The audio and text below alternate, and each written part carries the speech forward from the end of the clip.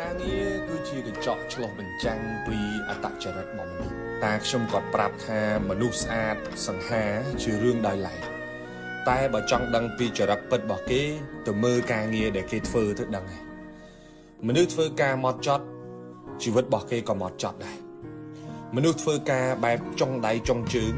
ជីវិតរស់នៅរបស់គេក៏មិនគួរឲ្យទុកចិត្តដែរចុងដៃចុងជើងដូចគ្នាមនុស្សធ្វើការឡប់ឡែជីវិតរបស់គេក៏ឡប់ឡែដូចតែគ្នានិយាយទៅកិច្ចការមួយវាឆ្លុះបញ្ចាំងពីចរិតមនុស្ស70ទៅ80%ហើយជាមួយការងារកាលពីខ្ញុំនៅតូចលោកតាគាត់បង្រៀនថាការងារអីក៏ដោយបើស្រឡាញ់ចាំធ្វើបើមិនស្រឡាញ់កុំធ្វើ